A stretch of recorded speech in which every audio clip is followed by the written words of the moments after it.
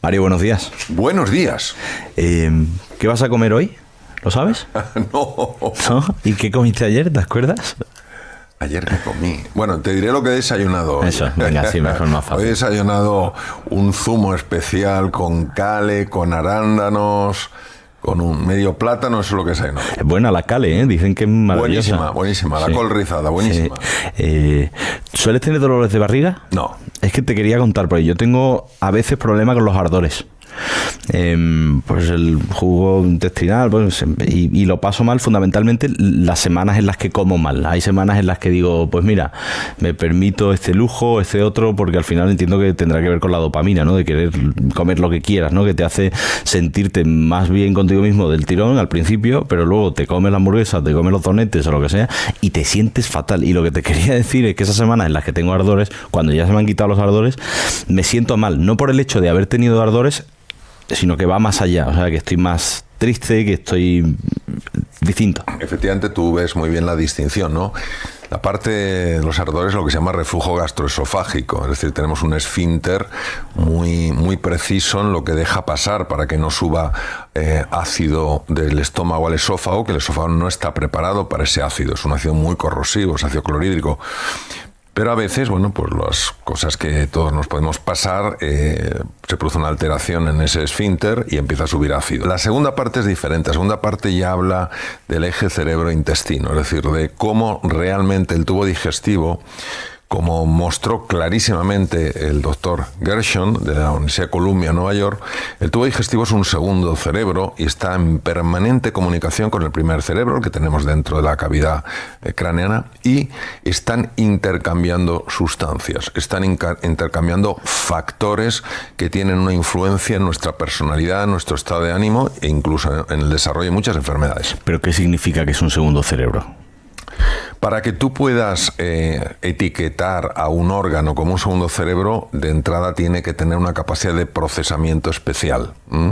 Y en el caso del tubo digestivo hay un procesamiento muy sofisticado, no solo en lo que es el movimiento de los alimentos y la absorción, que es un proceso complicadísimo, sino en todo lo que tiene que ver, por ejemplo, con la regulación del sistema de defensa. El sistema de defensa depende fundamentalmente del tubo digestivo. La pregunta es ¿por qué? Porque claro, uno se imagina sus soldados por todo el cuerpo. ¿Por qué el 80% del regimiento está en el tubo digestivo? Y la explicación es muy sencilla, pero nada obvia. El tubo digestivo es la superficie más expuesta del cuerpo. Por ejemplo, muchas personas pensarían, Alberto, que la superficie más expuesta es la piel. Claro. Bueno, la piel solo son 2 metros cuadrados de exposición. Sin embargo, la superficie del tubo digestivo, si la abriéramos por completo, sería el equivalente a 2 canchas de tenis unidas. ¿Qué dices? Claro, son pues como unos 389 metros cuadrados, calculo. Entonces, ¿qué quiere decir?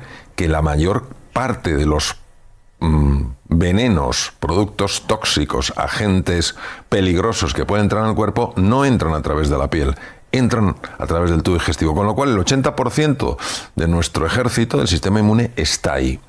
¿Qué ocurre? Que ese sistema inmune tiene una debilidad. La debilidad es que puede sobreactuar. Y si sobreactúa, produce una inflamación en distintas partes del cuerpo, y entre ellas en el cerebro. ¿Qué da lugar en el cerebro? Esta inflamación da lugar a cuadros de ansiedad y de depresión. Es decir, hace años nadie hubiera imaginado que detrás de un cuadro de ansiedad o de depresión podía haber una mala alimentación. Claro. Hoy es incuestionable. Claro. Para que te hagas una idea, hay una sustancia que se llama LPS, lo tiene en la pared de las bacterias, y es como lo que más miedo puede dar al sistema inmune, que entre LPS. ¿Por qué? Porque LPS, que son lipopolisacáridos de la pared celular de la bacteria, tienen un potencial tóxico brutal. Fíjate, imagínate que hay 1 gramo de LPS en el interior del tubo digestivo porque hay bacterias que mueren, pero no entran en la sangre. 1 millón. Con que entren 100... O sea, en vez de 1 millón, 100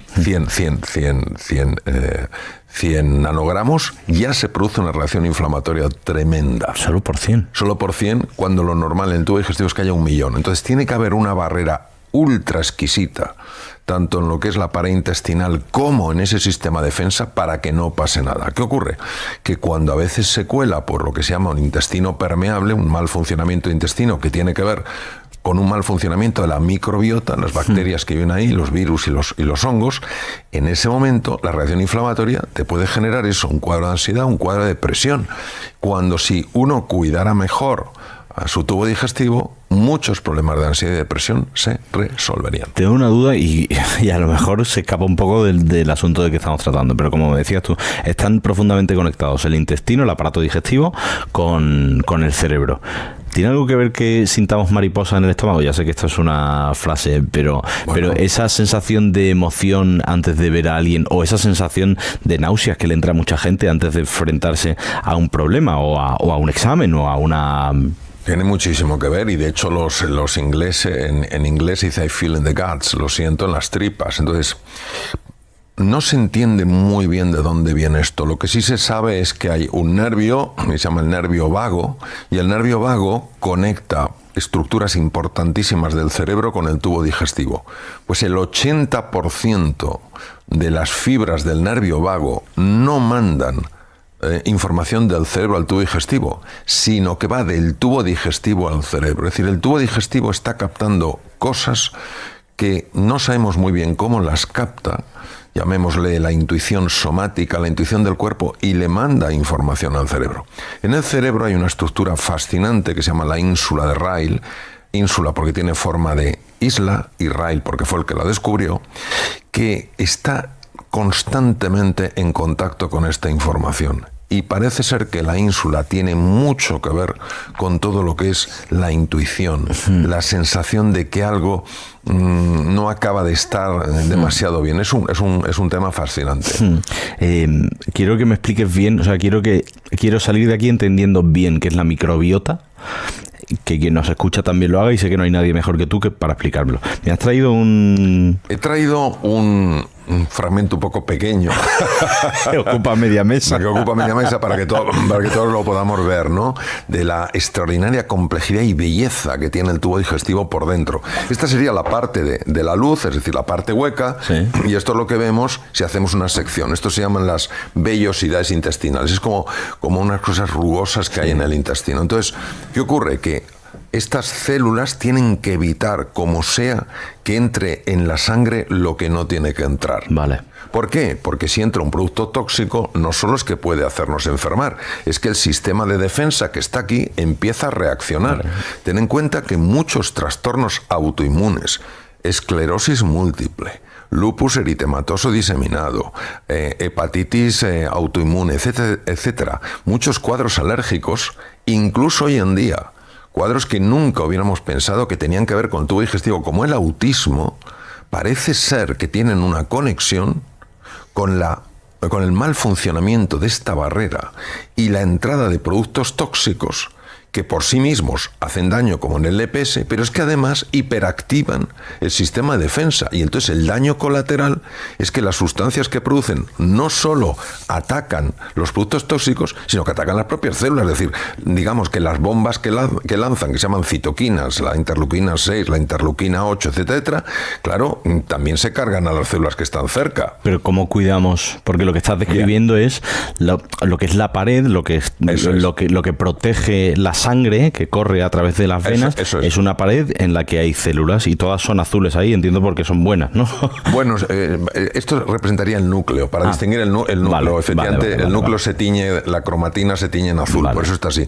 ¿Cómo hacemos para protegernos? Bueno, la microbiota está viviendo en la luz, en la parte hueca, y está constantemente en comunicación con el aparato digestivo y con el cerebro. Entonces, una microbiota sana lo que hace es evitar que este intestino se haga demasiado permeable, que deje pasar lo que no tiene que pasar. Por ejemplo, hay una bacteria que tiene un nombre un poco extraño, Akkermansia mucinifila, que lo que hace es favorecer la producción de moco, por lo que se llaman las células caliciformes. Ese moco es una barrera espectacular. Vale. Cuando la Akkermansia empieza a bajar, la producción de moco es menor y es más fácil que penetren las bacterias malas. Vale. ¿Qué favorece, por ejemplo, el buen funcionamiento y el buen crecimiento de la Akkermansia? Por ejemplo, una dieta rica en fibras, sobre todo inulina.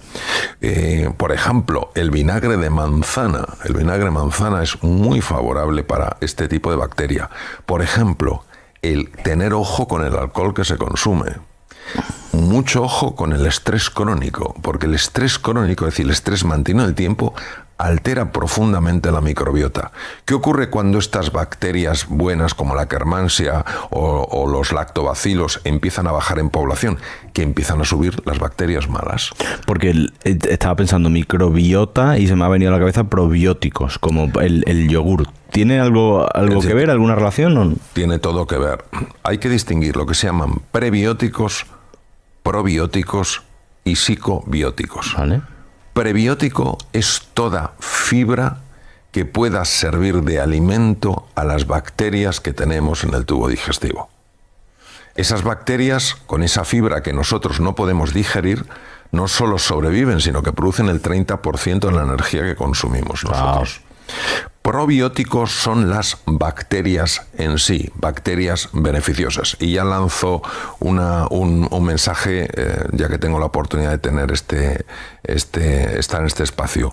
Toda persona que tome antibióticos tiene que acompañarlo con probióticos, porque los antibióticos son necesarios en muchos casos, pero no solamente se cargan las bacterias malas, sino que se cargan algunas bacterias buenas. Entonces hay que añadir probióticos, cosa que a veces no sucede, ¿no? Entonces, bueno, ¿qué son los psicobióticos? Aquellos probióticos que tienen un efecto a nivel psicológico. Vale. ¿Dónde se pueden encontrar los probióticos? Bueno, en cualquier... Es algo muy fácil de encontrar, sí. En las farmacias, en los lugares de herbolarios. Y por supuesto, como decías tú, en los yogures, muy importante, los fermentados. Los fermentados. Que los productos fermentados también son muy interesantes para la microbiota, ¿verdad? Son buenísimos porque tienen probióticos. Ajá. Ponlo ahí para que se vea bien en la cámara, exactamente, porque mientras hablas, la verdad que tener la imagen al lado del intestino es maravillosa. ¿Todos tenemos la misma microbiota? Muy buena pregunta. Pues no, y ese es uno de los grandes problemas. Fíjate, nosotros compartimos el 99% de los genes. Lo que pasa es que en unos se expresan unos genes y en otros no. Salvo en algunas poblaciones muy especiales, compartimos solo el 10% de los genes de la microbiota, es decir, hay una gran diversidad. Ahora, el gran problema que hemos visto en la ciudad es la falta de diversidad de la microbiota. Poblaciones que están en lugares, pues por ejemplo en determinados desiertos de África o en Australia, que se han estudiado y que comen productos mucho más naturales, tienen una microbiota mucho más diversa, y la diversidad de la microbiota es muy necesaria. Porque te he escuchado decir varias veces que somos lo que comemos. Yo creo que no lo he dicho yo. Yo creo que somos más que lo que comemos. Ahora, lo que comemos sí afecta a nuestra forma de ser. Vale, puede ser que lo haya malinterpretado ya. Entonces, es decir, lo que comemos, lo que somos es nuestra esencia, y eso es algo que no depende ni de lo que pensemos, ni de lo que digamos, ni de lo que comamos, ni de lo que leamos. Uh-huh. Pero nuestra forma de ser, es decir, nuestra personalidad, nuestra personalidad sí está afectada directamente por lo que comemos. Ajá. ¿Cómo es posible que alguien que no se ha cuidado nunca su alimentación, o por qué cuando empiezas a cuidarte y a nutrirte de una forma correcta, hay muchas formas de alimentarse bien, hay muchos tipos de dietas, pero ¿cuánto tarda el proceso en el que empiezas a comer bien y empiezas a sentirte mejor? No por comer bien, sino por lo que está pasando en tu cabeza. Es decir, no físicamente, sino psicológicamente. Bueno, depende mucho del nivel de deterioro que tenga la persona. O sea, tengamos en cuenta, Alberto, que el cuerpo humano es algo tan extraordinariamente complejo, sofisticado y eficaz, que en cuanto dejas de darle toxicidad, se pone en marcha para recuperarse. Pero claro, depende también del nivel de toxicidad que tengas acumulado y que a lo mejor no eres plenamente consciente de él. Lo que no cabe duda es que una mejora en la alimentación primero implica reducir la toxicidad. En segundo lugar, darle al organismo la oportunidad de eliminar la toxicidad existente. Y en tercer lugar, les das aquellas cosas que necesita para funcionar correctamente. Porque me decías antes que está estrechamente relacionado casos de autismo incluso, de ansiedad y depresión con el estado de la microbiota. Y me decías que hay estudios que tratan ahora mismo de combatir, por ejemplo, la ansiedad y la depresión con nutrición. ¿Cómo se hace?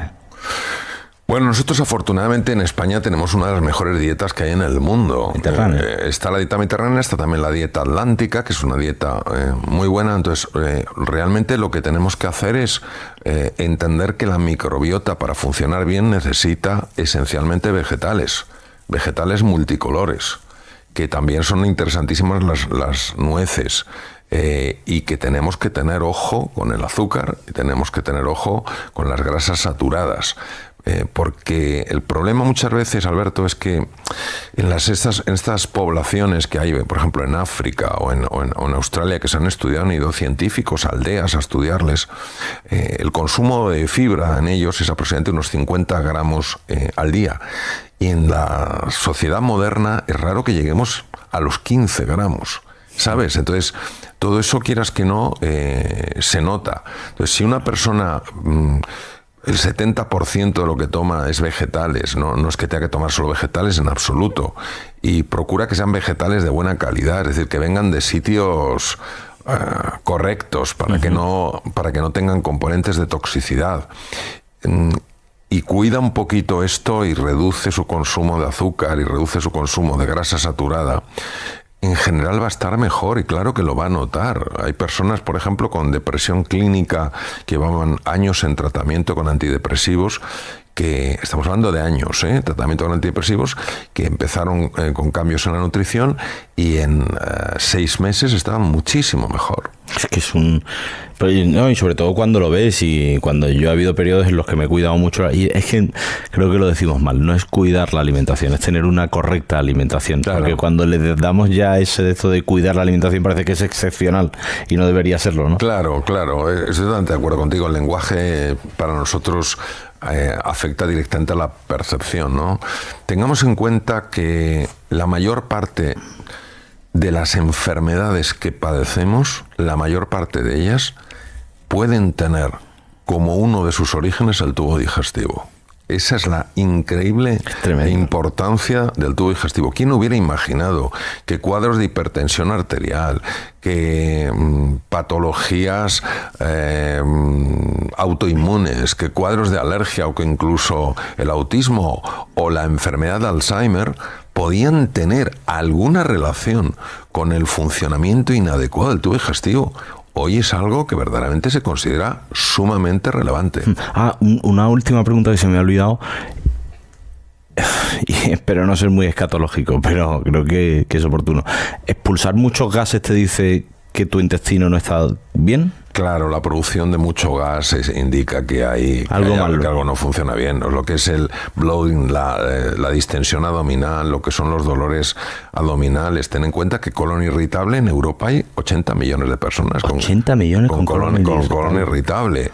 Todos estos desajustes en el tránsito intestinal, o la persona que va mucho tiempo estreñida, o la persona que va demasiado tiene un tránsito demasiado rápido, están hablando de un desajuste de la microbiota, por supuesto que sí. Ya. Bueno, entonces el cale no lo cuelas tú entonces para quitarle la fibra, ¿no? Porque hay mucha gente que cuela los zumos. No.